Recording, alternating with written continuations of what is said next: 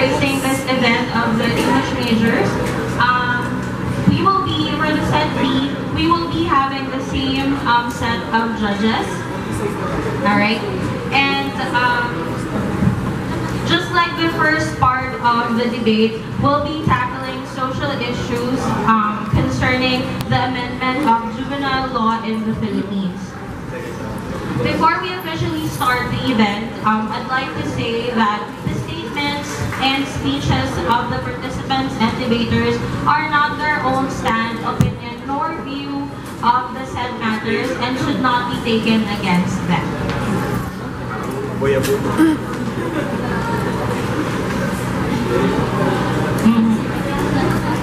Okay, so welcome English majors and Ms. Anyak and the judges. I'd like to introduce to you the participants of the affirmative and the negative side. Let's start on with the affirmative side. The chairman of, the Prime Minister of the affirmative side, Mr. Abraham Jonathan. Around one of applause. The Deputy Prime Minister, Ms. Dijumo Marivic. And Government Whip is Ms. Galidana Blackwood. Let's call on the negative side. Let's start with the leader of the opposition, Ms. Reyes del Sol, Stephanie. Deputy leader of the opposition, Ms. Robinosa Fernandez. And opposition whip would be Juanivilla Leslie. So the topic of this debate would be it resolved that the age of criminal liability in the Philippines be lowered to 9 years old. Let's start off the debate with the speech of the Prime Minister, Mr. Abrahano.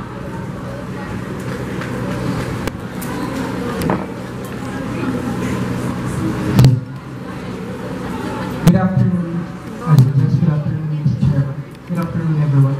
We are the team who amending that the juvenile law should be implemented here in the Philippines. The amendment of juvenile law to be implemented here in the Philippines because the large amount of youth here in the Philippines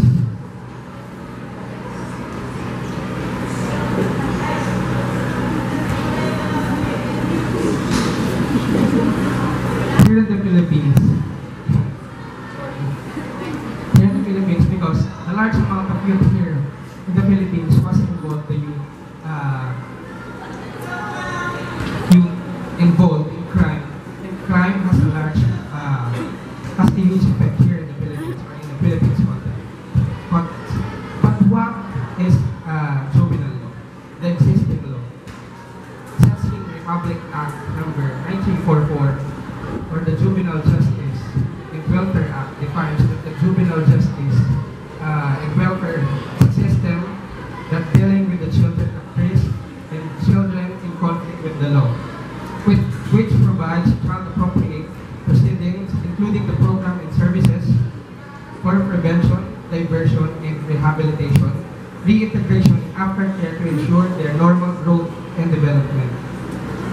Gordon and Senate President Vicente Soto III and several senators indicated that they are open with lowering the age of minimum age of criminal liability and responsibility. They amended it up to 12 years old to 9 years old, years older than what Rodrigo Duterte wanted. And these are three arguments that the government should be implemented or should be discussed. First is the increasing percentage of criminal or crimes here in the Philippines involving the youth ages 15 to 12 years old. It was led by the Department of Justice. That's why even the DOJ or the Department of Justice amended also that the minimum age of criminal liability should be implemented here.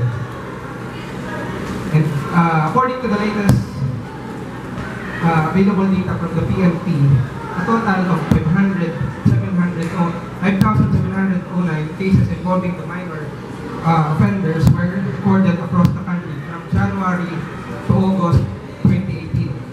The most prevalent crimes involving minors were reckless imprudence, assaulting to damage property with 825 cases, theft with 603 cases, reckless imprudence, assaulting to physical injury with 599 cases, with 500 cases, and drugs with 507 cases. And then another, we believe that the jail is an institution for not for punishment, but for correction. The youth will be involved in fearing crime.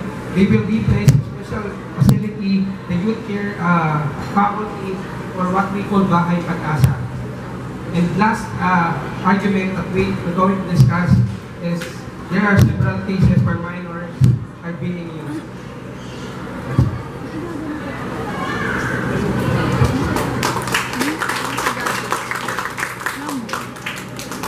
Now let's call on the leader of the opposition, Ms. Reyes Del Sol. Good afternoon. Good afternoon. The motions for today's debate is the amendment of juvenile justice on lowering the age of criminal liability at the age of 15 to 9 years old. As the leader of opposition, I first would like to say we agree with the government's definition. And now I will go on to rebut the arguments made by the Prime Minister. As what the first affirmative speaker has said that youths are involved in crime nowadays and it has a huge effect. It should be highly amended. But the Juvenile Justice and Welfare Act of 2006 does not to be amended. It needs to be fully implemented. A strong implementation and it should be enforced. It's not about how well amend the laws, but it's about how well we implement the laws effectively. And based on according to the Philippine National Police, children commit only 1.72 crimes. And most are petty crimes such as theft, that linked to poverty because of those external forces. Now I'll go on to present the first argument of our team. We strongly oppose on lowering the age of criminal liability at the age of 15 to 9 years old because we have to consider several factors in this debate, such as psychological factors, socioeconomic factors, and lack of moral guidance. Lowering the age of criminal liability is unlawful and unjust. A child commits a crime because of several external forces such as poverty, lack of opportunity, incomplete or broken family, and of course, unhealthy environment. To name some external forces, to see a big picture and to see the whole situation. The government should assess on how they can help children and to grow and how they can access to education. Our current system of juvenile justice or child conflict with the law is not good at all because the Department of Social Welfare and Development or DSWD cannot provide specific needs of these children. Lack of social welfare, lack of psychologists, lack of funds and facilities. If children will be in jail because of the crime committed because of other personal reasons and external forces, imagine the life of the child will be in jail. They will not grow and develop. And most especially, it is unlawful according to the United Nations Conventions on the Rights of the Children. Children must be in educational institutions. They are still minors because it is their right and must not be treated as criminals. Government must identify on how they can allocate funds to eliminate these external forces on why these children are forced to commit crimes. And according to Psychological Association of the Philippines, that scientific research on adolescent development and juvenile delinquency provide evidence that children differ significantly from adults in decision-making, propensity to engage in risky behavior, impulse control, identity development, and overall maturity. The developmental immaturity maturity of juvenile mitigates their criminal culpability. Therefore, a child is not yet fully developed and matured enough in terms of decision making. That's all for now, and thank you.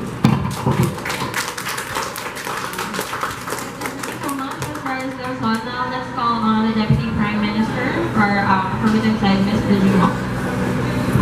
So, good afternoon, everyone. Kanina pa po official said a while ago that children will be put into jail. But let me prove you wrong. SOTO proposed that the previously approved 400 million annual allocation for the construction of youth facilities should be given directly to the government unit concerned and not to DPWH as approved before.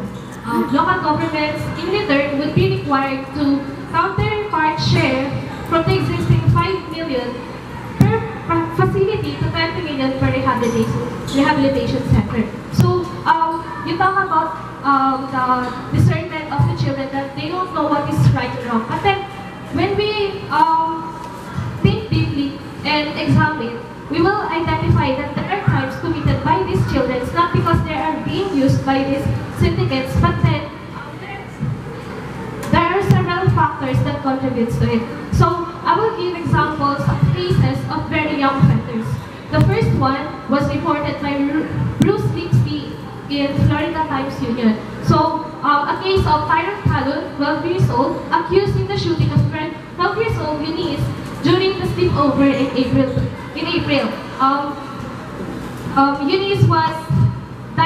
Eunice died a month later. The next example is 25 years later in Italy, year 1993, wherein a toddler, James Bulger, was killed and abducted by two 10-year-olds, John Vinales and Robert Thompson. So in here, they abducted the toddler and killed him and tortured him in a railway station somewhere in Italy. They hit Bulger using a 22-pound iron bar, which resulted in 10 skull fractures and which lead to the death of the toddler. The last one is, I know some of us have watched the documentary of Cara David last Saturday, March 2019, about the discussing bata. So with that, Cara David points out some offenses or petty crimes made by juveniles, such as stealing, pickpocketing, and using marijuana, and etc. So 8 years ago, they also conducted a documentary wherein it is entitled Anak ng Kalye. So during that time, it was, and now it was 8 years ago, but then the documentary says that the children have not yet changed their old ways, but instead the cycle just continues. The benefits of the amendment of the lowering of the age of the juvenile delinquency will lead to the decreasing number of crimes in the Philippines. And to add to that, in most states, there are no laws that prevent young children from being prosecuted. In Washington, D.C. and 32 states, including Florida, have no restrictions on the minimum age for delinquency. 11 states require the child to be at least 10 years old, and also in North Carolina, they require children to be at least 6 years old. And with that, I rest my case. So much, Ms. Juvenile. I'd like to call on the leader of the Deputy Opposition, Mr. Obedesha.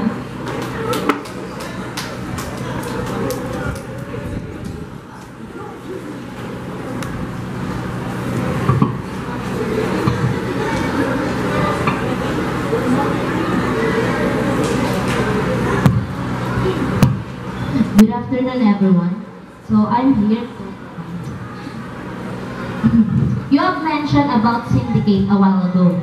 So you have said that syndicates using minors for their own purposes or for their own sake. But do you think that lowering the age of criminal liability to 9 years old will solve the problem? So here in our negative side, we are focusing on not to amend the law, which is you lower the age of the child, and you also have mentioned the rehabilitation center or the Bahay Pag-asa. So here in the Philippines, the Bahay Pag-asa is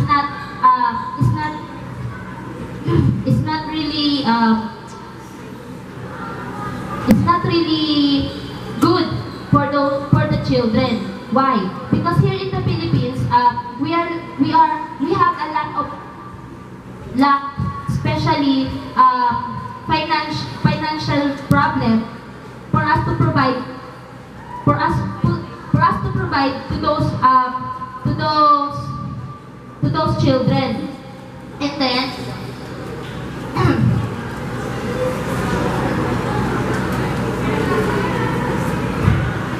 and you also have mentioned different cases from other countries. Let's not go too far. Like for example, here in the Philippines, I have watched Pailon ngayon, and then he interviewed one child. His name is Makoy, 12-year-old. He used to steal. He is a theft, and the reason why he do that is because of the financial problem, and one person is telling him to do the same thing. So, based on your claims, do you think that that lowering the child would solve everything? That would be all. Thank you so much, Ms. Robin and Sean. I'd like to call on Ms. Toledano, Government Whip.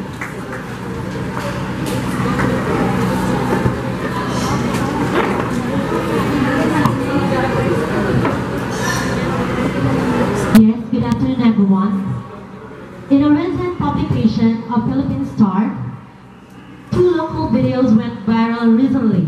One shows street urchins said to be sniffing solvents, jumping on the passenger side of a jeepney as it stopped a red light in a top avenue in Manila. The boys jumped out and ran away after grabbing the driver's earnings from the dashboard. The driver managed to catch one of the urchins but eventually left the defiant boy go. The young boys also tried to snatch the belongings of a motorcycle rider. Another video has gruesome content. I believe you are aware of this. It shows a teenage boy crouching with what looks like a wooden paddle and then punching another boy and beating him to death on the street. At least 7 loiterers were seen watching fatal beating. From this news, we could see that Philippines is no longer stranger to this kind of problem. That is why the House bill reading takes place to amend of the implementing of people here. Let us now understand that this type of problem must be solved immediately. That is why we are not really relying on the House of Opposition by giving those numbers that are not really efficient, because you know that this type of problem should be addressed now. We cannot face this problem that those kids are in the slums or in the streets, wandering alone with another stranger, or it is a doorway for them to commit this type of crime. And mind you, the House of Opposition, we are not stating that there is a syndicate happening. The jail is not an institution for punishment, because we believe that the amendment of this law will provide an opportunity for those children to correct these mistakes. This is the goal of this law, to reintegrate, to put protection to these children, and of course to rehabilitate them. You stated a while ago that we are lack of funds and we cannot provide because there are lots of problems. Yes, there is a lot of problems that we have now today. And according to Senator Soto, we could provide, even the government could allot a budgetary for that to upgrade these facilities.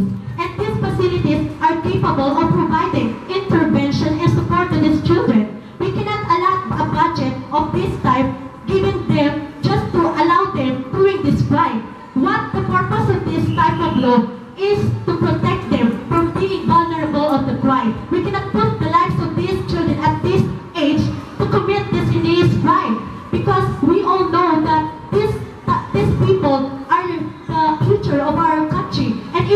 allow them to commit such mistakes and cannot be corrected in a proper manner, well, guys, I think we are facing a deadly consequence in this problem. That is why there is an urgency, necessity, and practicality in this amendment of law.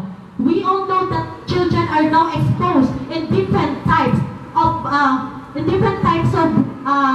ways of how they will acquire or attain negative through social media and even international crime. So let us face the consequence that there is an urgency. That is why me, on behalf of the government side, is want to amend the law. Thank you. Thank you so much, Ms. Toledano. Now let's hear from the opposition whip, Ms. Montagilla.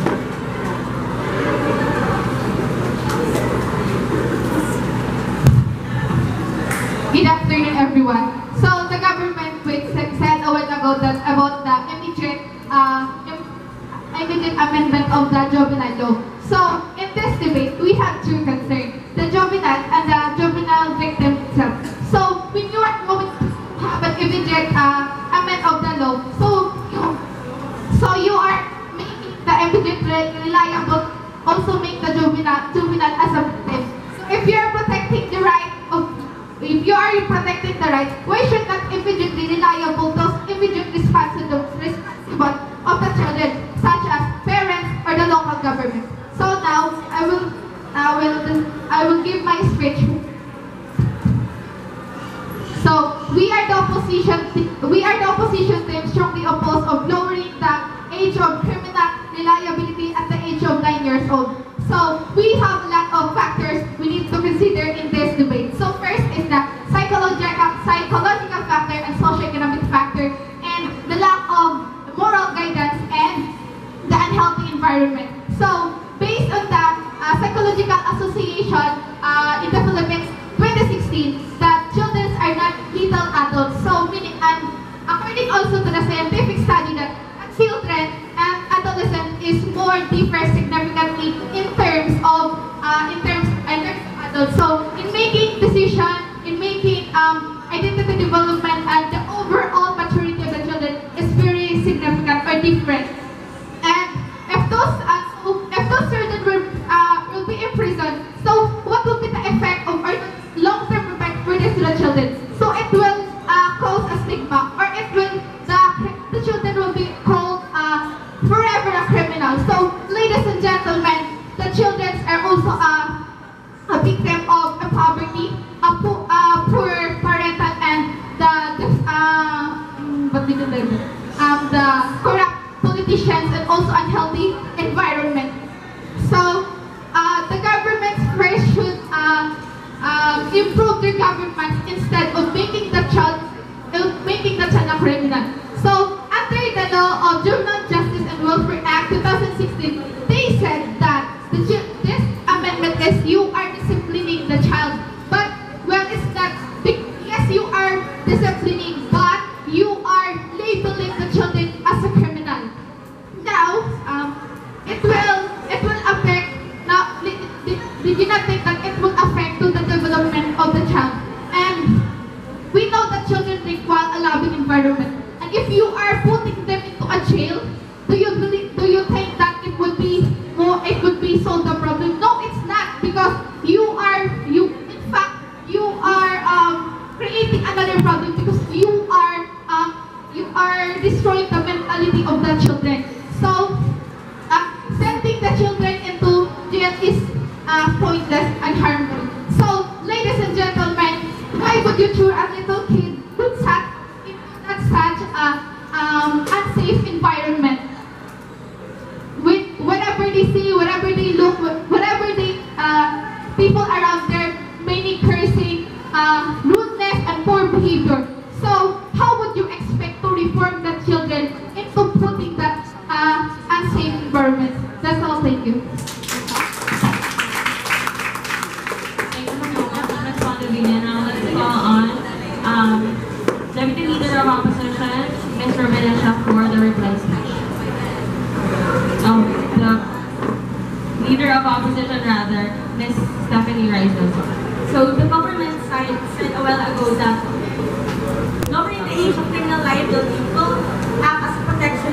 children. So the problem here is the existing of juvenile crimes. But how can lowering the age of criminal liability will resolve the juvenile crimes in our country? Is there any evidence yet that if we lower those age from 9 years old, early as 9 years old, it will resolve an issue? And it should have a strong implementation of the programs and prevention of the governments on how to prevent these juvenile crimes, because adults are taking an advantage or an opportunity to those young offenders who have doesn't enough black knowledge and who are innocent. They are using those children in syndicates, and we, the opposition team, believes that if the syndicates will use younger children than 9 years old, and it will not prevent the crimes. And the most important thing here is why not targeting those adult criminals and those syndicates that use children to commit crimes. Children are also victims. That's all. Thank you so much. Let's hear from Ms. Lejumo, Deputy Prime Minister of the Affirmative Sex.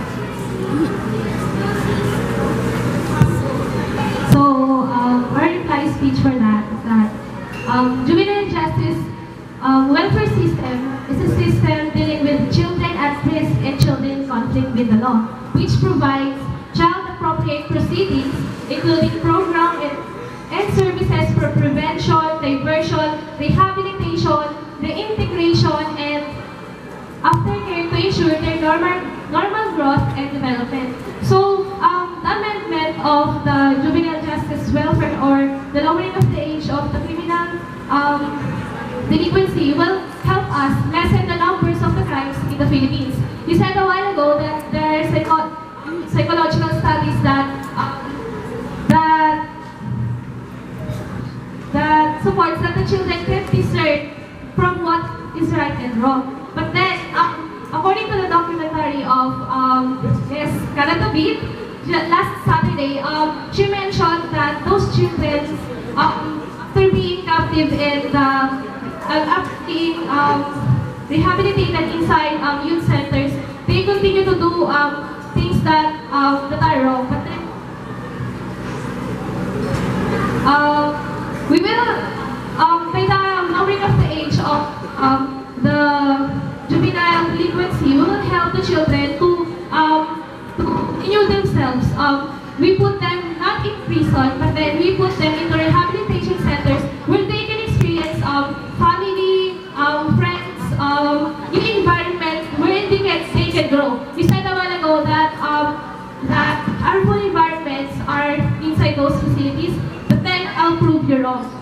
Those rehabilitation centers will help them to cope up with their problems at home. So most of the time the problems are not in rehabilitation centers, but instead inside the home. With that, I rest my case. Thank you so much, affirmative and negative sides. That concludes the debate with the topic amendment of juvenile law in the Philippines. Let's go ahead and give our judges 5 minutes to do the evaluation.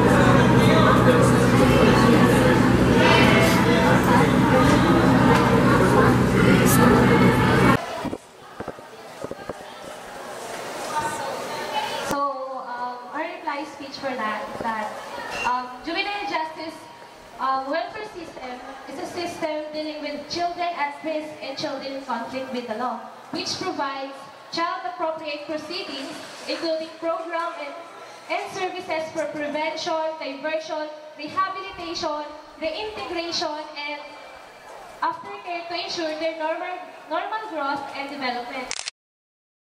Of the juvenile justice welfare, or the lowering of the age of the criminal delinquency, will help us lessen the numbers of the crimes in the Philippines. You said a while ago that there are psychological studies that supports that the children can discern from what is right and wrong. But then, according to the documentary of Karatabit, last Saturday, she mentioned that those children, after being captive and being rehabilitated inside youth centers, they continue to do things that are wrong. But then, we will, by the lowering of the age of the juvenile delinquency, we will help the children to renew themselves. We put them not in prison, but then we put them into rehabilitation centers where they can experience family, friends, new environment where they can grow. You said a while ago that harmful environments are inside those facilities, but then I'll prove you wrong. Those rehabilitation centers will help them to cope up with their problems at home. So most of the time the problems are not in rehabilitation centers, but instead inside the home. With that, I rest my case.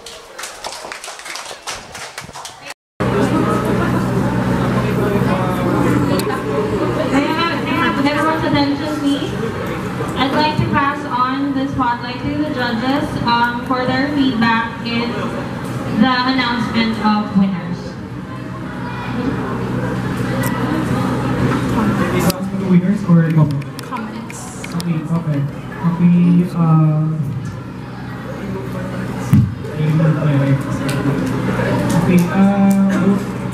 Both parties, diba, the negative and the affirmative, able naman to give factual information. But nagkakaroon lang doon with regards sa pagpili ng tamang justifications, which lamang doon yung pili niya natin. And avoid, dapat tayo domestic setting tayo. Avoid using references ng foreign. Diba, kung gusto natin ma-amend yung ating sariling laws, why not focus tayo sa sarili nating setting? Geographical setting. Ayun. So, nanonotice ko sa inyong lahat, more on foreign study. So, ano kayo makapagbigay ng magandang basis if kayo ay, diba, lalabas dun sa sarili natin researchers or study or issues. And proper magamit ng mga basis in terms of justifications. Isa lang, this topic ay relating to revised penal code, yung Kodigo Penal ng bansa. Kung hindi nyo nalalaman, almost 1950 pa yan eh. 1950 pa yung revised penal code. And never yun na-amend o ni-revise for specific cases o penalties. So, isa doon yung provision, itong topic nito, dun sa balakay ng Congress. Which, for me, opinion ko, hindi kailangan mag-amend o mag-revise ng mga provisions. Mag-focus dun sa strict implementations, focus dun sa system. Again, diba, as we use the slogan, diba, the jail the pusher and save the user. So, diba, children are victim din naman. And I believe that, diba, mayroon silang chance to, despite na marami silang crimes na there's like this.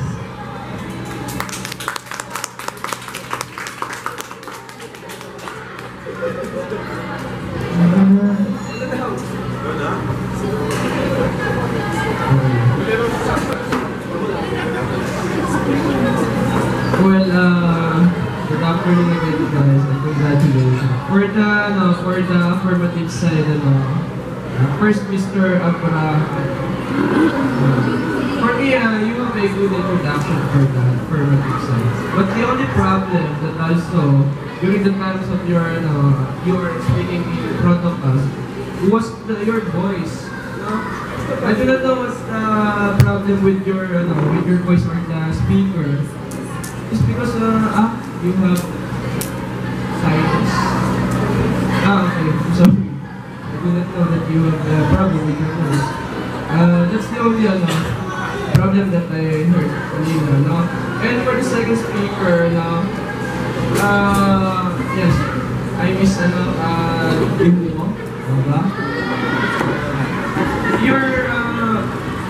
your manuscript was good, but I saw a little bit of problem with your speaking when you're speaking in front of us.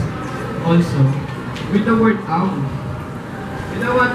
You must eliminate that when you're speaking in English because that was not a being social. Am I right? Diba? Okay, the word you are more I heard many times for that word together with the second speaker of the negative side, which is Miss Robenesha. Your cup, you're being it's just because you need to drink, that's the only problem. But in your manuscript, guys, you have good in preparation, and of course, this is a very difficult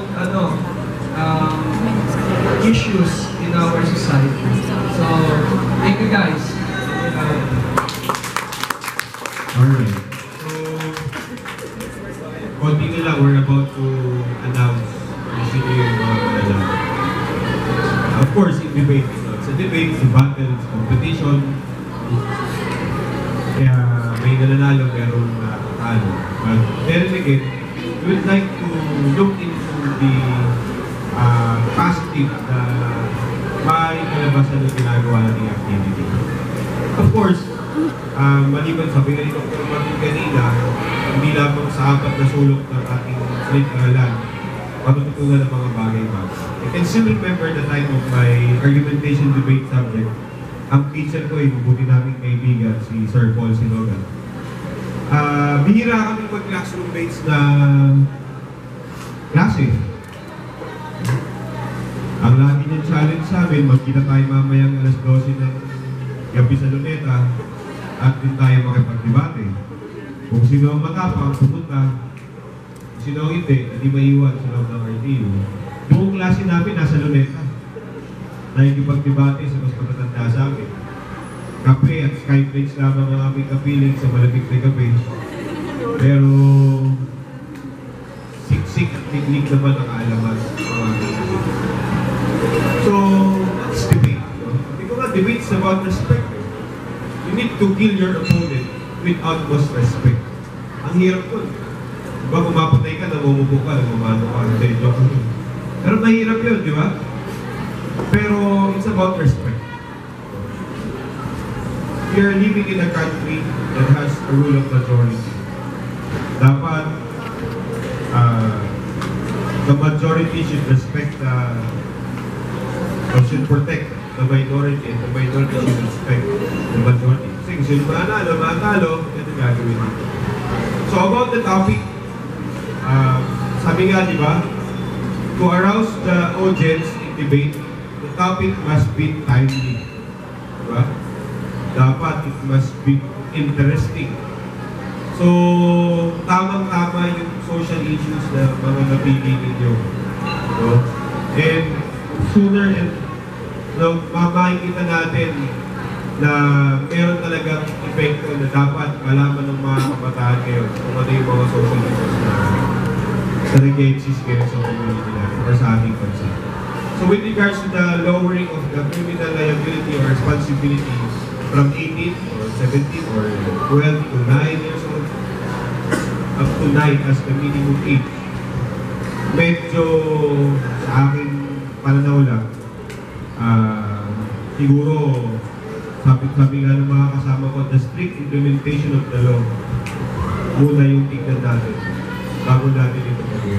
Pero meron ng mga kinakailangan mag-uwi. Pero with regards to lowering the age of criminal liability, magkakaanak ako, by April makanganak yung asawa ko na panganay kong anak. So siguro, as a public servant, diba? As a youth leader, as a student, and as a future teacher, dapat i-ready natin yung ating society, no, sa mga susunod na henerasyon, sa mabuting paraan. Hindi dapat natin sila tinatakot na makukulong ka, gawa ka ng mali. Pero kinakailangan, hindi sila magkaroon ng pagkakataon at gumawa ng mali. Kasi itong mga nabuhay sa kasalukuyan, ginawa nila ang lahat para itama yung mga mali sa kasalukuyan.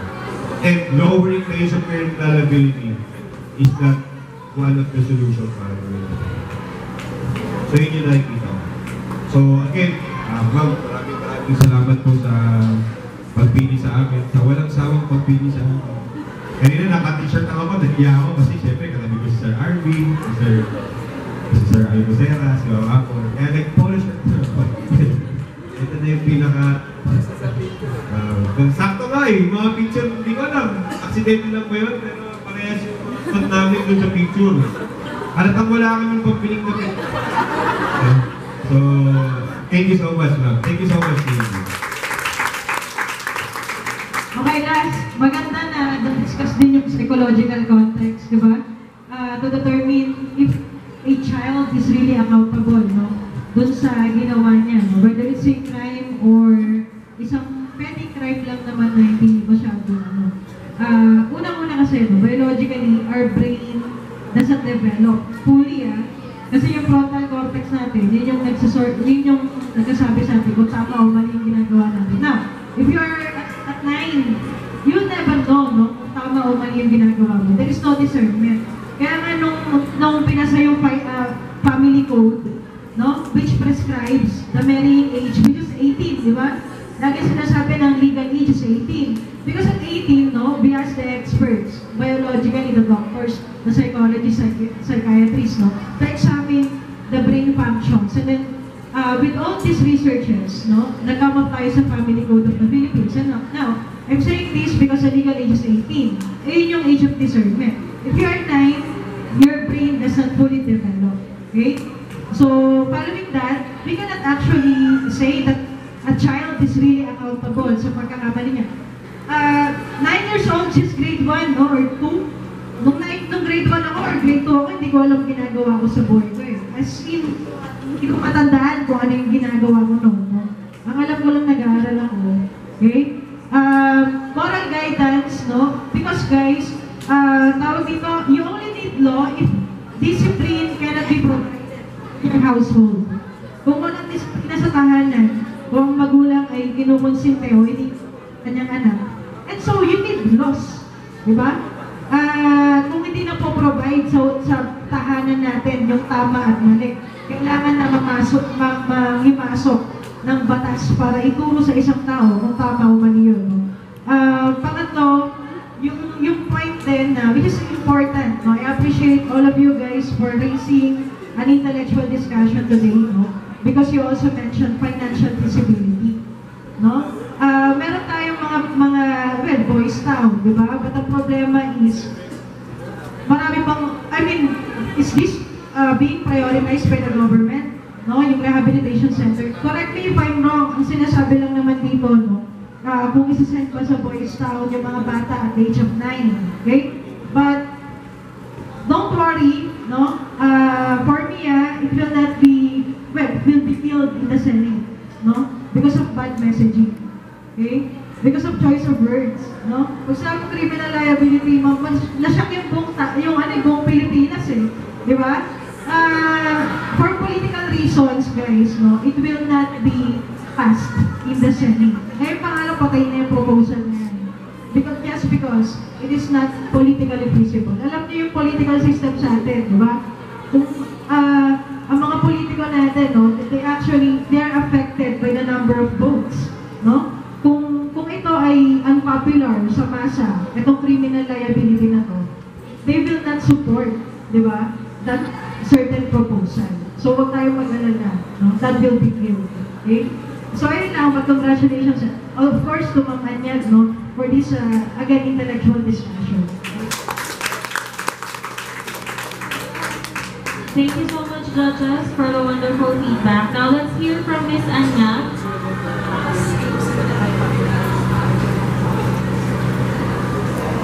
Good afternoon again, judges and to everyone. Hello. Are you still with us, English majors? Hopefully.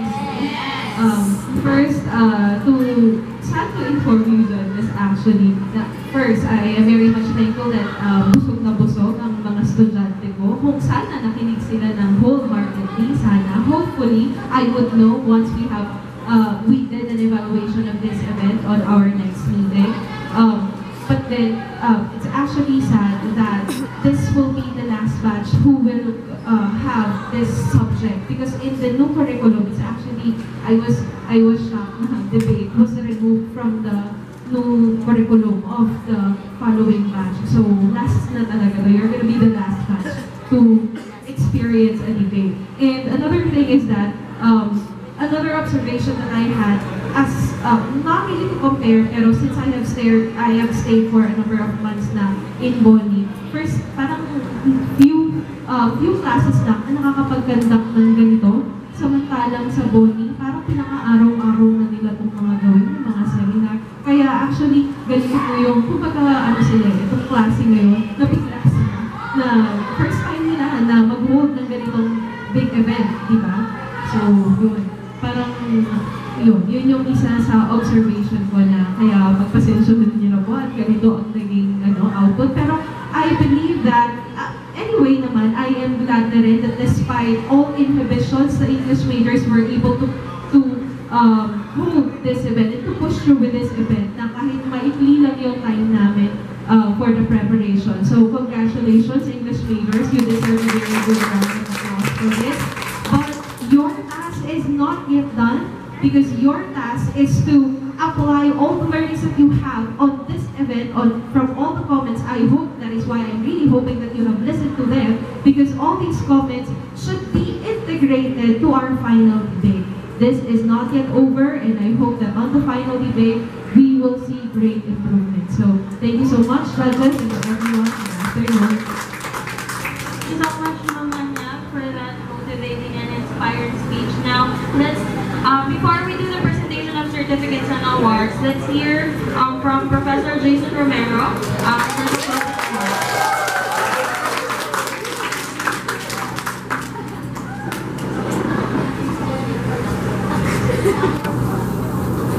First of all, to our beloved professors, Professor Apple Kate Sabar, and Professor Patrick Lagiano, Professor James Almacera, Professor Mike, Miss Ines, Professor Jaime Roy Barcelona, and of course to the Secretary of the College of Education, Professor Anya, and to the students, good afternoon.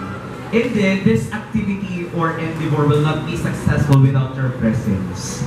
In behalf of the moderator, debater, and of course to the panelists, I would like to thank you all for taking part in this kind of endeavor. The topics are very timely and relevant. Same-sex marriage serves as a prejudice particularly to sex. Let's not forget that the dogma of the Filipino people is that God created two genders only. But, on the other side of it, it is hard for us to change the perspective of certain individual. Another thing is that the lowering of the age of criminal liability should be implemented and the law should be implemented or having it strictly implemented, and the law should apply to all, and there is no exception for that. But the problem is that there are some instances that our laws are not being strictly implemented. That is why, if we will look at in a macro perspective, it is a must to mold the personality of the child by the parents holistically. And lastly, for these propositions or problems that we encounter right now, it's about time to look for a remedy, wherein this remedy will cure the social issues. I hope that everyone enlightened with the social issues that we have right now, and would call this, I hope this will not be the last, okay, of this kind of endeavor. Again, thank you very much and good afternoon.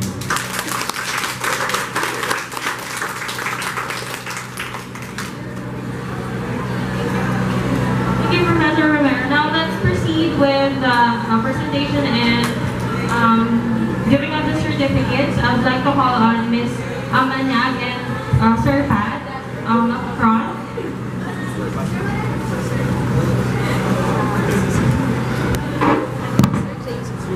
And Sir Jason Romero.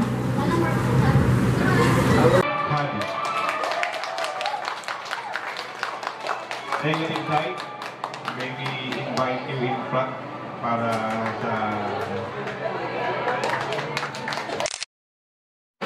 naman sa ating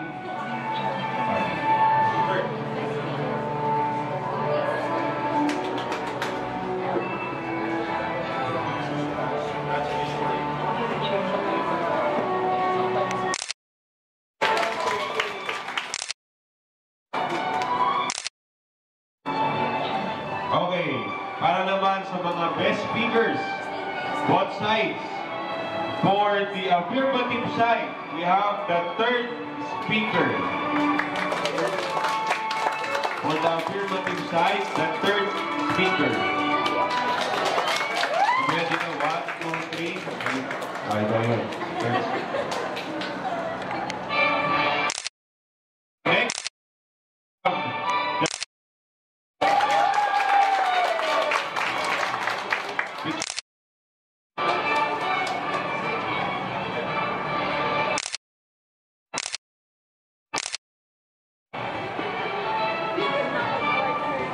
Alright. So, for the topic, amendment of juvenile justice law, lowering the minimum age of criminal liability or responsibility from 18 years old.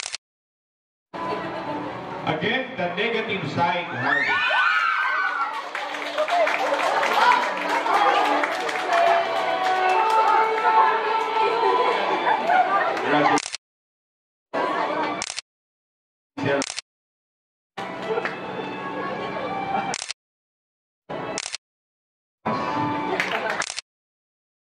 Unahin na natin sa affirmative side, we have Miss Toledan as best speaker.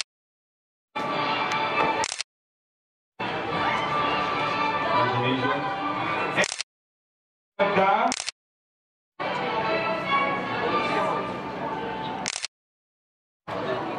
first speaker.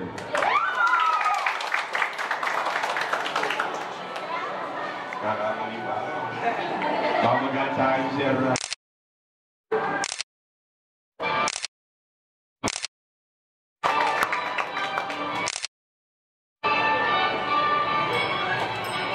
Tama yun,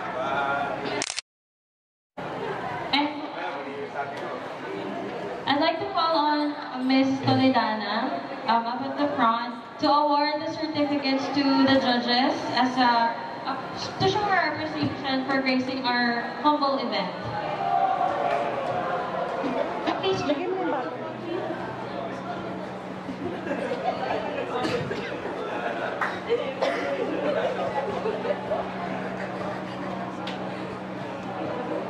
May we call on Miss Applegate S. Sabar. This certificate of appreciation Kate S. Sabar for her highly successful debate competition participated of the College of Education, given this 5th of March in the year 2009 passing campus. And may we call on top James Patrick B. Almozera. And Patrick C. Palanjan. Yes, but unfortunately, he wasn't able to come. Prof. And of course, our very hard-working advisor or dean.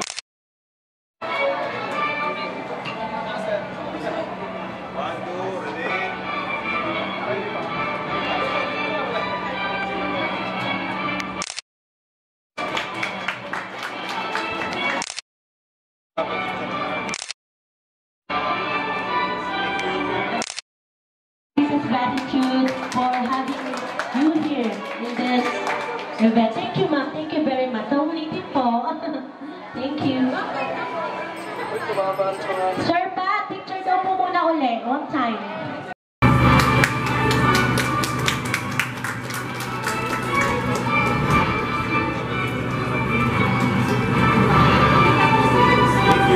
Again, thank you very much. Our deepest gratitude for having you here in this event. Thank you, ma'am. Thank you very much. So, ulitin po.